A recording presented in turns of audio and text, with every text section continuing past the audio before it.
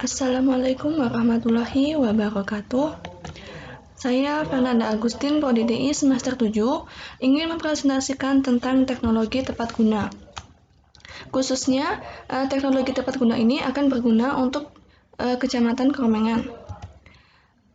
Kondisi lingkungan masyarakat di Kecamatan Kromengan. Kromengan merupakan salah satu daerah dari 33 kecamatan di Kabupaten Malang.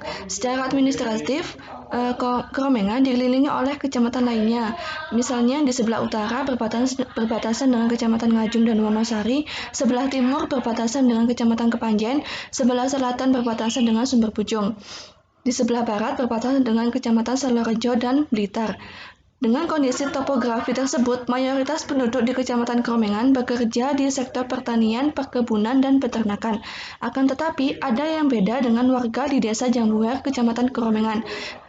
Salah satu desa yang terletak di lereng selatan Gunung Kawi, berketinggian 433 meter di atas permukaan laut, warga desa mencari penghasilan lewat biji kopi. Ada sekitar 400 petani kopi di Desa Jambuher. Petani tersebut tergabung dalam Gapoktan Mekartani. Selain itu, hasil pertanian atau perkebunan di Kecamatan Kromengan seperti padi, sayur mayur, dan lain-lain. Kemudian, untuk pariwisata di Kecamatan Kromengan, ada wisata Jowaran, wisata Buntaran, wisata Ambiaan, Peniwen Affair, dan lain-lain. Untuk kebudayaan yang ada di Kecamatan Kromengan, terdapat topeng Malangan, jaranan, dan sanggar tari yang sering kali dikunjungi untuk tempat berlatih.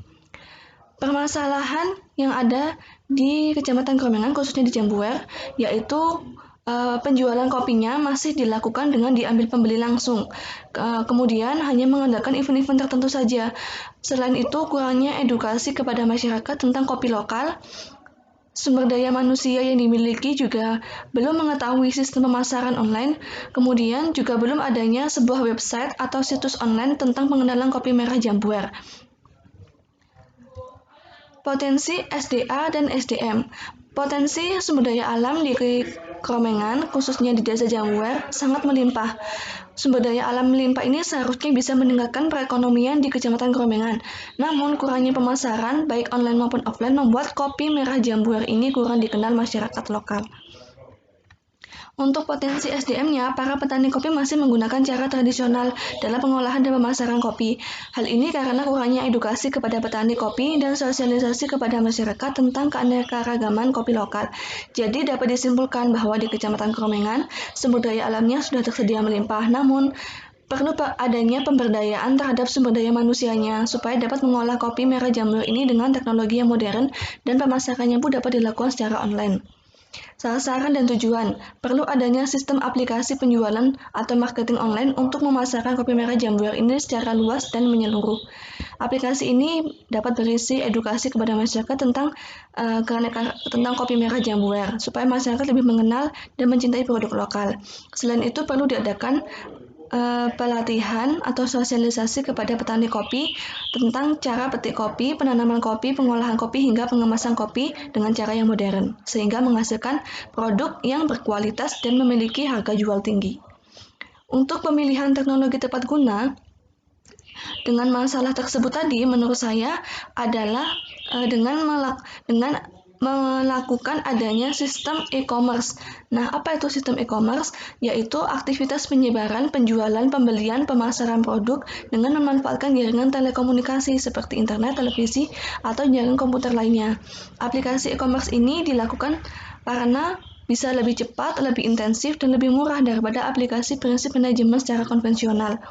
Aplikasi e-commerce ini menjadi tren terbaru dan dalam strategi melakukan pemasaran dan memanfaatkan teknologi untuk menjangkau cakupan yang lebih luas dibandingkan pemasaran konvensional.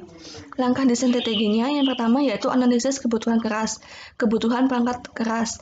Yang dibutuhkan yaitu laptop atau terus smartphone dan kamera. Untuk analisis kebutuhan aplikasinya yaitu menggunakan media sosial yang mempunyai traffic tinggi seperti WhatsApp Business, Facebook, dan Instagram yang mempunyai fitur promosi dalam aplikasinya. Selain itu, juga tidak terlepas dari aplikasi marketplace seperti Shopee, Bukalapak, dan Tokopedia, karena ketiga marketplace ini yang paling sering dikunjungi oleh netizen.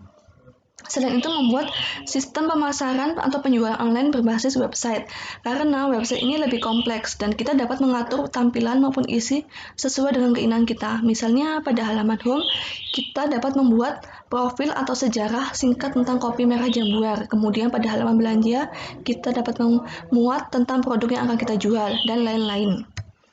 Untuk anggaran dananya, yaitu untuk pembelian laptop Asus Notebook, untuk pembelian smartphone Redmi Note, untuk pembelian Canon kamera, untuk pembuatan banner, pembuatan brosur atau pamflet, pembuatan bahan pembuatan permen kopi, bahan pembuatan masker kopi, bahan pembuatan scrap kopi, bahan pembuatan selai kopi. Metode transfer. Nah, apa itu transfer teknologi? Transfer teknologi yaitu proses memindahkan kemampuan, pengetahuan teknologi, metode manufaktur sampai hasil manufaktur antara pemerintah atau instansi yang menjamin bahwa perkembangan ilmu dan teknologi dapat diakses oleh banyak pengguna. Metode transfer teknologi yang bisa dilakukan kepada masyarakat desa Jambuar yang masih memiliki keterbatasan dalam memanfaatkan dan meningkatkan jumlah bahan baku lokal serta skill yang minim dalam pemasaran online, maka perlu dilakukan pendampingan dan pelatihan serta pemberdayaan kepada petani pengolah kopi.